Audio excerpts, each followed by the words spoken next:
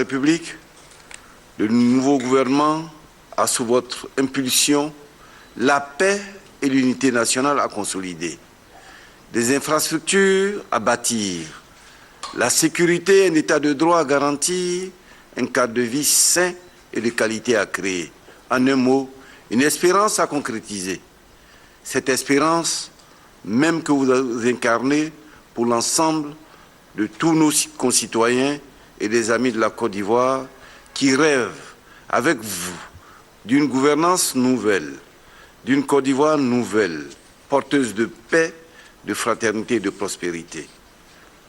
Le gouvernement que j'ai l'honneur de conduire travaillera à poursuivre la mise en œuvre rapide dans les prochains jours du programme de gouvernement pour lequel les Ivoiriens vous ont choisi. En effet, aux côtés de l'homme de parole et d'action que vous êtes, nous avons l'impérieux devoir, membres du gouvernement, de contribuer à traduire par des actes concrets l'ensemble de vos engagements. À titre d'exemple, il faut que nos populations constatent que l'amélioration de l'offre de santé que vous avez décidée se poursuit chaque jour sans phare dans nos hôpitaux. Que les prix des produits de première nécessité continuent de baisser sensiblement sur les marchés. Que la réhabilitation et la réalisation des infrastructures continuent jusque dans les contrées les plus reculées du territoire. Que les produits agricoles sont achetés à un prix rémunérateur pour nos braves paysans. Que la salubrité de nos villes est une réalité de tous les jours. Que les forces de sécurité garantissent la sécurité des citoyens. Que l'état de droit s'affirme davantage. Que des emplois se créent et que des perspectives s'ouvrent pour nos jeunes diplômés. Ce sont donc des réponses concrètes à des préoccupations essentielles de nos populations que vous attendez de nous.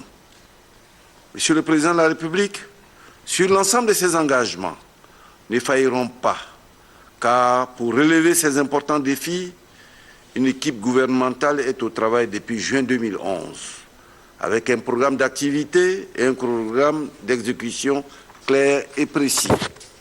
C'est pour moi le lieu de rendre un hommage solennel à Monsieur le Premier ministre Guillaume Soro, dont je salue le courage et l'efficacité avec lesquels il a conduit les précédents gouvernements. Son implication personnelle dans le processus de sortie de crise constitue une référence dans l'histoire politique de notre pays. Monsieur le Président de la République, les conditions de l'équipe gouvernementale sortante est assurément un encouragement pour l'ensemble des ministres à poursuivre les efforts entamés et à conduire à leur terme les réformes en cours. C'est donc sous le signe de la continuité que j'entends conduire l'action gouvernementale, en m'attaquant sans faiblesse aux mots susceptibles d'annihiler vos efforts pour la restauration d'une société égalitaire et juste. Dans ce sens, la lutte contre la corruption, sous toutes ses formes, sera une de nos priorités, car il nous faut extirper cette gangrène de notre société et de nos administrations afin de donner un nouveau visage au service public.